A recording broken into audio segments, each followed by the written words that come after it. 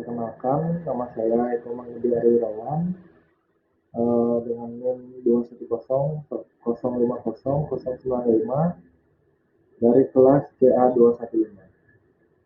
Baik, saya hari ini akan menjelaskan sedikit tentang website pemesanan bahan bangunan yang sudah saya rancang. Pertama yang akan saya bahas adalah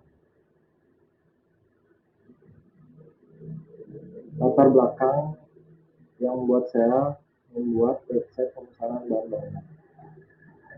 Baik, yang pertama, di zaman yang serba digital saat ini, penjual toko bangunan sudah harus mengubah kebiasaan yang dulunya hanya menjual produk secara konvensional menjadi digital. Dua, mengatasi permasalahan customer yang tidak sabar untuk menunggu dilayani oleh penjual karena tidak memahami permasalahan di rumah mereka. Jadi customer tersebut mungkin merasa kurang puas karena lamanya pelayanan. Tiga, seiring berkembangnya zaman harus beradaptasi untuk mulai berpindah menggunakan sistem yang bisa memudahkan pebisnis untuk berdagang secara efektif dan pasar yang dicakup lebih luas. Tentu saja membuat omset pebisnis naik pesat. Selanjutnya, yaitu rumusan masalah.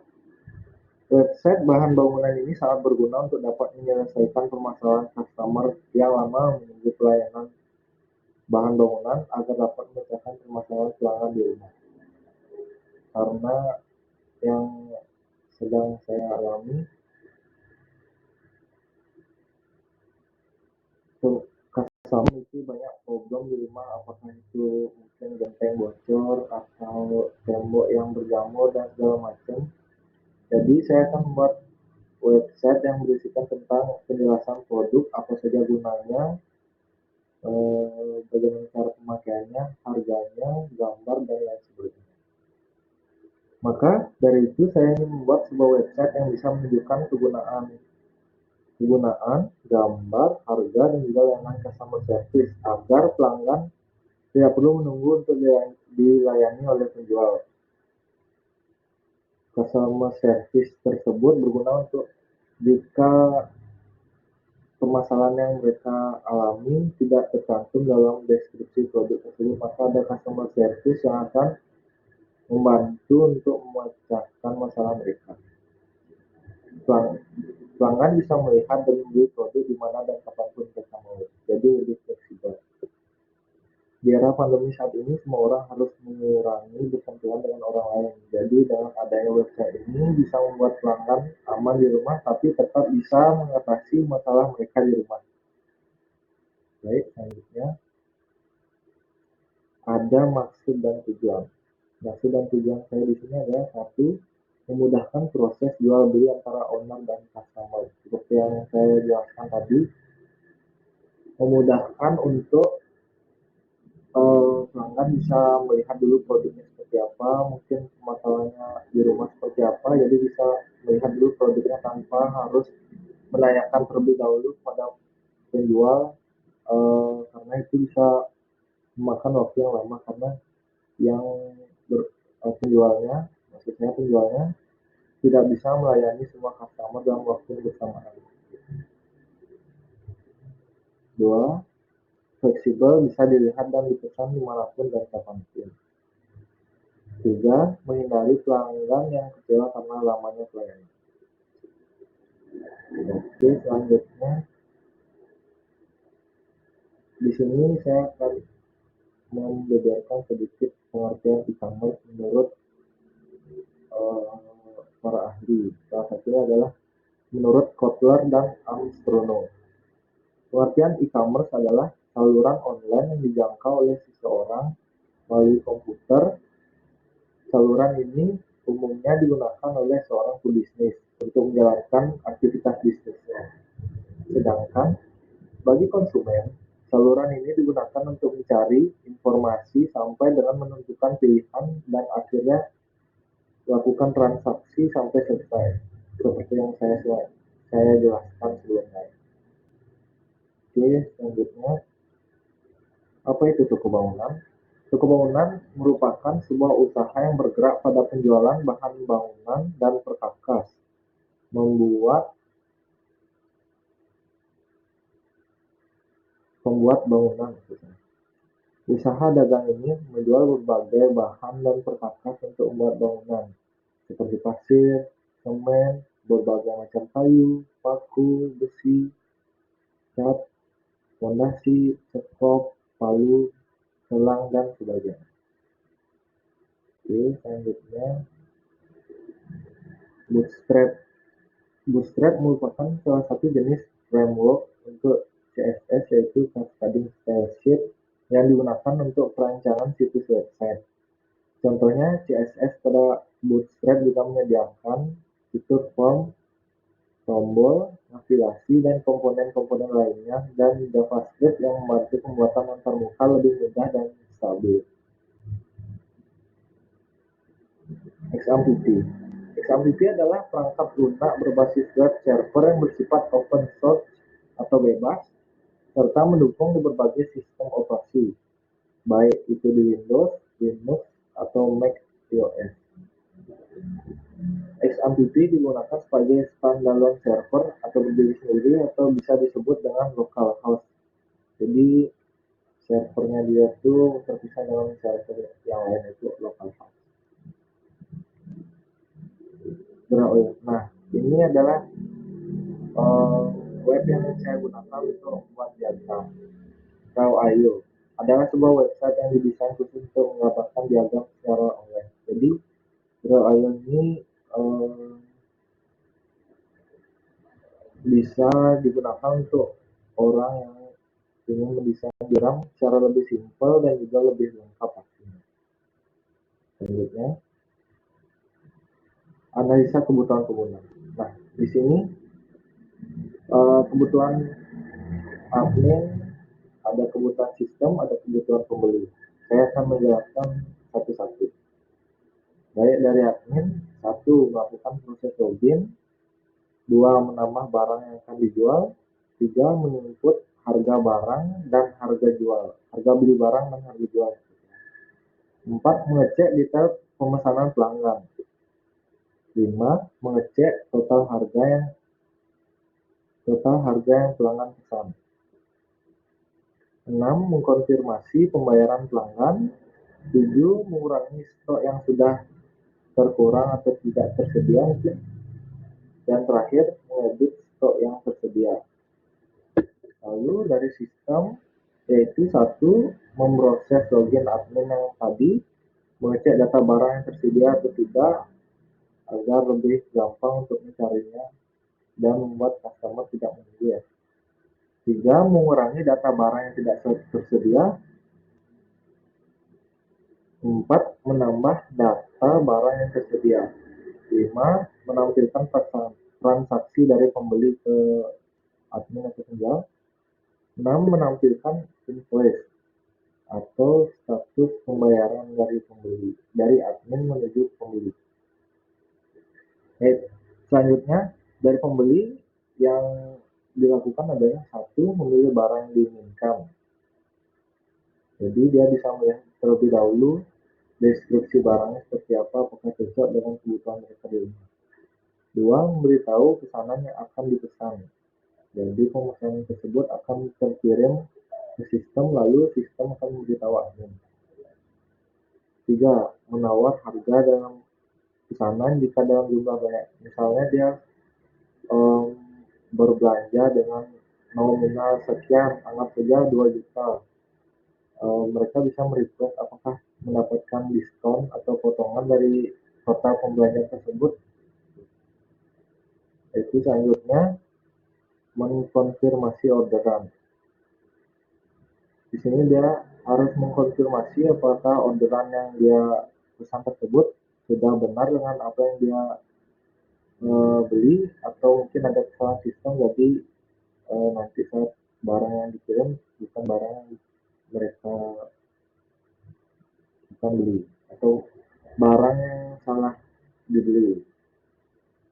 Selanjutnya ada menunggu pesanan datang. Oke, kita lanjut lagi. Selanjutnya, analisa kebutuhan sistem. Analisa kebutuhan sistem ada 5 kalau menurut saya, atau lebih juga bisa, tapi yang saya gunakan eh, cukup 5 saja, yaitu satu unit komputer atau laptop untuk coding dan segala macam. Dua, satu unit iOS, Windows, MacOS atau Linux. Yang saya gunakan saat ini adalah Windows. Ketiga, browser. Browser fungsinya untuk kita uh, mencantumkan web yang akan kita buat nanti. 4, satu unit DBMS. Salah satunya adalah XMPP dan APT server yang mempunyai server mereka sendiri nanti. 5, satu unit aplikasi text editor. Contohnya Dreamweaver, Sublime, dan Notepad. Lanjut, analisis bisnis table.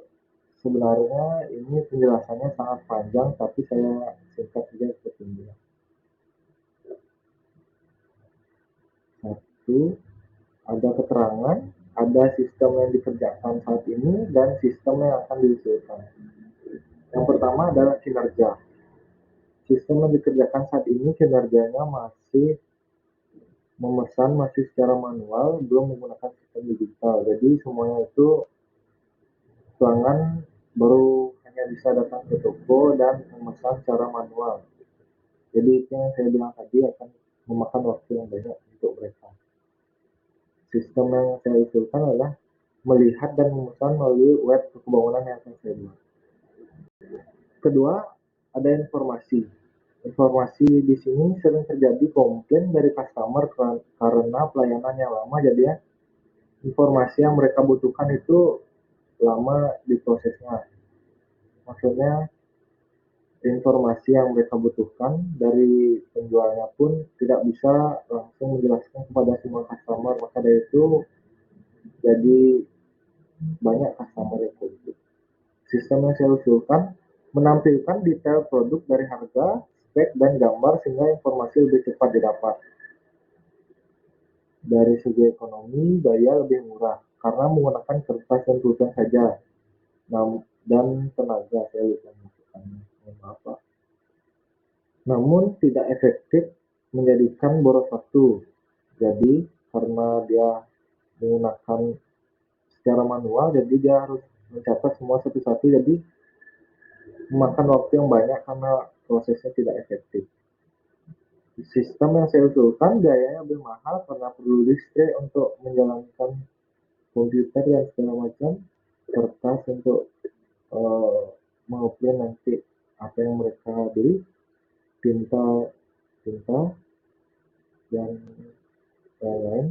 Namun lebih simpel dan lebih efektif, jadi waktu yang dibutuhkan lebih cepat. Dari kontrol,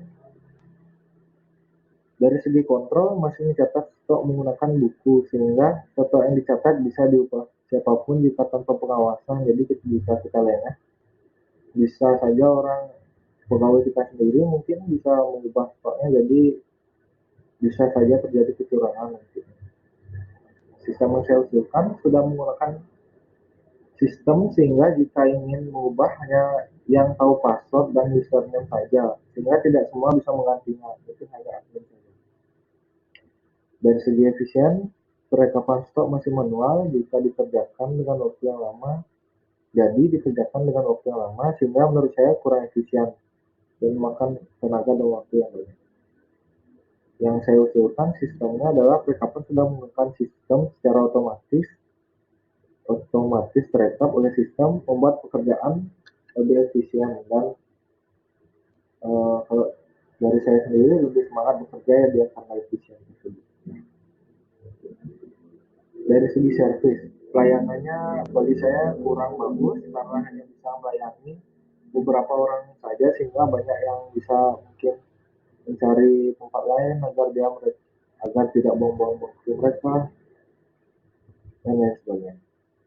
Kalau sistem yang saya usulkan, pelayanannya sangat bagus karena pelanggan bisa melihat spek, harga, dan gambar barang dari web saja tanpa harus menunggu penjual melayani. Jadinya mereka tidak merasa membuang waktu mereka karena bisa dilakukan dimanapun dan kapanpun mereka mau. Selanjutnya, maaf ya salah pencet di sini. Selanjutnya saya akan melihatkan RPL. RPL saya di sini dimulai RPL dari DVD level 0 maksudnya. Yang pertama itu dari customer. Customer akan memberikan data diri, selanjutnya username, password, data pemesanan mereka, data alamat pengiriman, lalu melakukan pembayaran. Lalu dari sistem akan memberitahukan admin untuk memverifikasikan akun customer, mengecek stok pesanan yang dipesan, mengirim alamat customer. Dari yang tadi customer memberitahukan alamatnya, jadi dari sistem akan memberitahukan kepada admin. Lalu dari admin ke sistem akan mengupdate data customer agar tersimpan dan tidak tertukar dengan pesanan yang lain. Update pesanan customer, selanjutnya mengkonfirmasi alamat pengiriman apakah sudah benar, lalu mengirim total pembayaran. Nah, setelah itu dari sistem akan mengkonfirmasi akun customer jika akun itu sudah benar, memproses pesanan, lalu mengirim invoice kepada customer berapa jumlah yang akan mereka bayar, lalu mereka akan dari sistem akan mengirim pesanan. Oke, baik. Selanjutnya ada DVD level 1. Ini dia.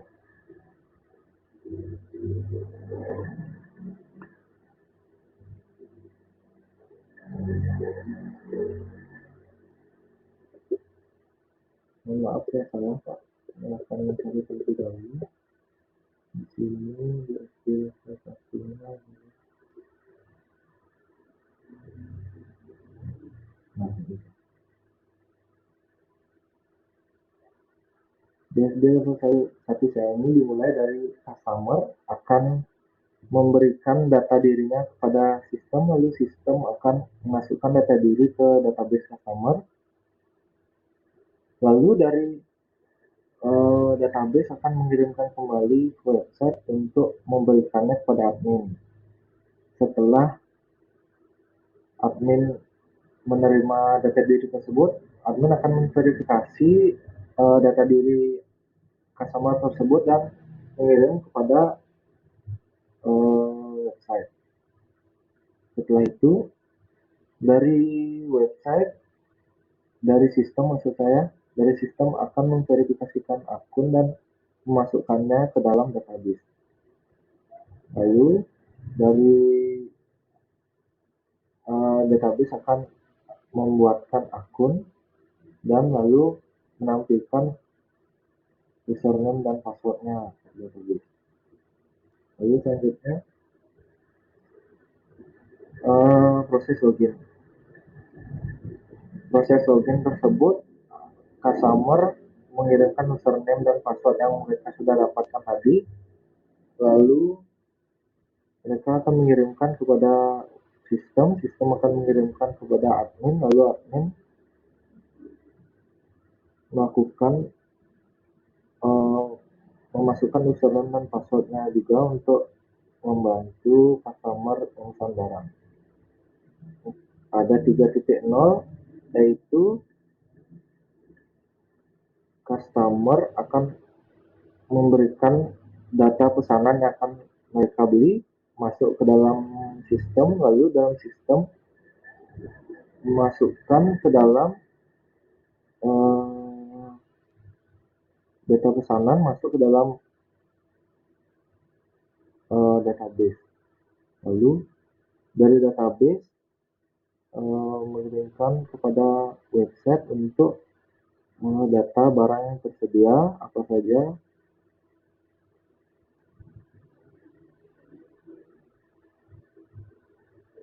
Mohon maaf Pak, saya ulangi.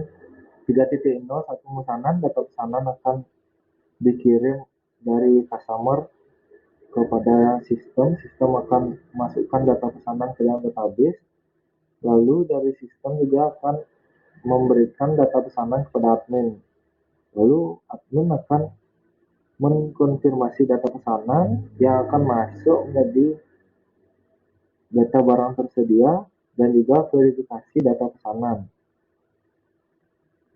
Setelah konfirmasi data pesanan dari sistem akan memberikan pesanan kepada customer dan akan pesanan diterima. Setelah itu customer akan melakukan transaksi pembayaran 4.0, yaitu di sini pembayaran via m-banking Pak ya. Jadi pembayaran via m-banking, lalu dari sistem akan memasukkan status pembayaran ke database, lalu database memasukkan status pembayaran dan total pesanan ke dalam sistem, lalu dari admin akan mengkonfirmasi pembayaran dari sistem, lalu akan mengirim setruk pembayaran. Lalu setelah itu proses 5.0 yaitu pengiriman. Di sini customer mengirim alamat customer, lalu akan dari sistem akan menginput alamat ke database pengiriman dan mengkonfirmasi alamat, lalu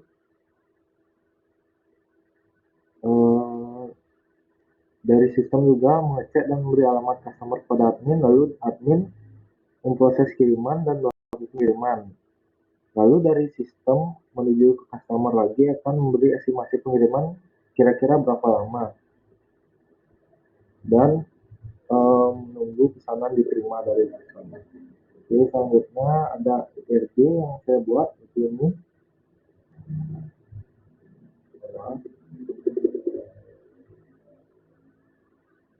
Jadi di sini yang pertama itu adalah tahapan login. Tahapan login di sini ada dua, yaitu username dan password. Setelah login akan membuat akun atau registrasi terlebih dahulu yang berisikan email, nama, alamat, nomor telepon, tanggal lahir, dan juga password. Lalu setelah sudah memiliki akun, lalu kita berpindah ke customer. Di sebelah bawah, customer akan memberikan sistem tanggal order tanggal berapa, nomor teleponnya berapa, lalu ID pelanggannya, password serta username juga. Setelah customer memberikan data tersebut, mereka akan memberikan ID pelanggan, ID order kepada sistem. Lalu setelah itu akan melakukan order yang harus mengisi username, nama penerima barang, alamat penerima, telepon penerima, total pesanan, jasa yang digunakan, apa itu mungkin hanya Gojek atau JNT, JNE mungkin.